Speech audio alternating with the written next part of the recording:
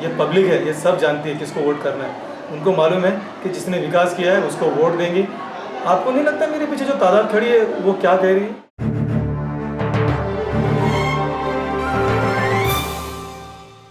जैसा कि आप जानते हैं, नामांकन 3 फरवरी को हो चुका है। वार्डों में प्रचार प्रसार जोरों पर शुरू है। प्रत्याशी रात के अंधेरे में सोसाइटी के दलालों से संपर्क साध रहे हैं और अपनी जीत के लिए एड़ी से चोटी तक जोर लगा रहे हैं। आइए हम इस वक्त एक ऐसे शिवसेना के युवा नेता से बात करेंगे जो पिछले 3 बार नगर सेवक रह चुके हैं और चौथी बार उम्मीदवार के रूप में खड़े हैं। राष्ट्रवादी MIM दोनों सक्रिय हैं, आप भी उसमें सक्रिय हैं, तो कहीं ऐसा नहीं लगता कि आपकी सीट फंसती हुई नजर आ रही है? कहाँ फंसती हुई आ रही है? मेरा यही सवाल है आपको। फंसना फंसाना तो जिनका काम है वो करते हैं, ये जनता जनार्दन होती है।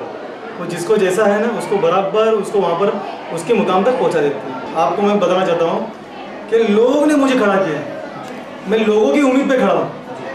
अगर मैंने काम किया है तो उस उम्मीद के ऊपर काम किया है कि लोग मुझे फिर से चुन के देंगे। पिछले दिनों काफ़ी चर्चा था आपको लेकर, राजन टीवी दादा को लेकर जो है चर्चा था कि आप दोनों जन एक साथ NCP में जाने वाले हैं। फिर अचानक क्या हुआ कि आप शिवसेना में ही रहे और वो NCP में चले गए? इसके बारे में क्या मालूमात है?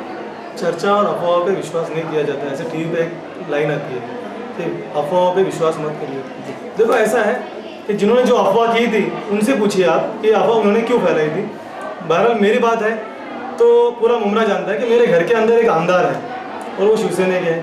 तो जिसकी खुद के घर के अंदर एक आमदार शिवसेना का, मैं एक शिवसेना का लोक प्रतिनिधि हूँ यहाँ पर, और मुझे शिवसेना का पूरा दारोमदार दिया गया, तो मेरा यहाँ वहाँ जाने का सवाल ही नहीं उठता है। जिसको जाना है वो तो चले गए, और किसी के कहने पर और किसी के बातों पर मैं यकीन नहीं करता हूँ। मैं यकीन करता हूँ मेरी बातों के ऊपर। जिस तरह से देखा जाए तो जनता का कहना है कि राजन टीवी और सुधीर भगत में कांटे की टक्कर है, तो आप इस बारे में क्या मानते हैं? किस तरह से टक्कर हो रही है जो है? अब मैं किसी का नाम नहीं लेना चाहता हूँ और मैं किसी के बारे में बोलना चाहता हूँ। जनता जो सोचेगी, मैंने अभी कहा ना आपको कि ये इलेक्शन है, इस इलेक्शन में जनता जनार्दन होती है, वो फैसला करती है कि उनका नुमाइंदा कौन होगा। आप बोरी समाज किस तरह से मनाएंगे?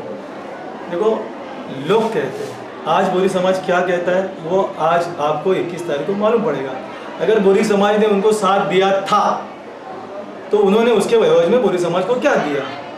बोरी समाज को तो अभी तक तो मैंने उनकी नुमाइंदगी की भी नहीं। उससे पहले ही मैंने बोरी समाज के कब्रिस्तान के अंदर 4 इंच की पाइपलाइन डाल दी है, शिया कब्रिस्तान के अंदर 4 इंच की पाइपलाइन डाल दी है। हमारे खासदार साहब के निधि से इतना अच्छा काम हुआ है, और आगे चल के भी मुझे वहाँ बहुत अच्छा काम करना है कब्रिस्तान के अंदर, उनके इलाके में, और वो लोग की उम्मीद पे मुझे खरा उतरना है। पिछले दिनों ये भी चर्चा था कि राजन जो है एकनाथ शिंदे साहब के खास आदमी माने जाते हैं, लेकिन वो राष्ट्रवादी में क्यों चले गए, शिवसेना में ना जाते हुए? इस बारे में आप कुछ?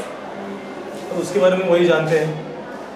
उनको बुरा भला कहने वाले उनके गोद में वो क्यों बैठे, वो वही बताएंगे।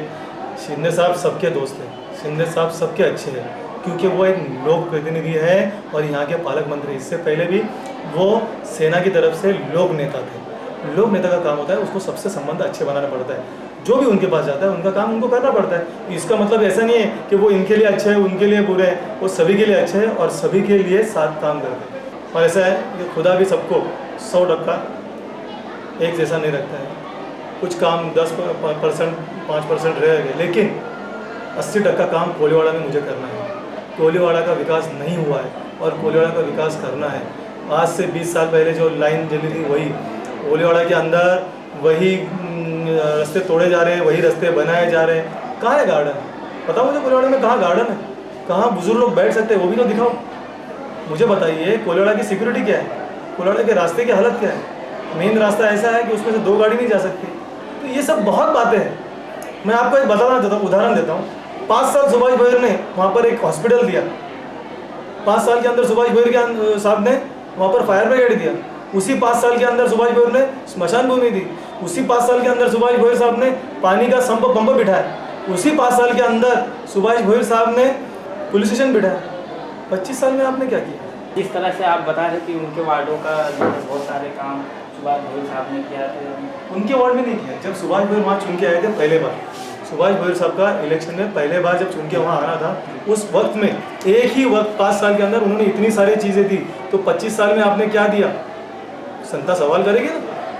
साहब, दूसरी तरफ सुदीप भगत साहब, जनता भ्रमित है कि किसको वोट दिया जाए, इस बारे में आप क्या कहें? जनता कोई भ्रमित नहीं है, जनता को भी जानती है, ये पब्लिक है, ये सब जानती है किसको वोट करना है। उनको मालूम है कि जिसने विकास किया है उसको वोट देंगी।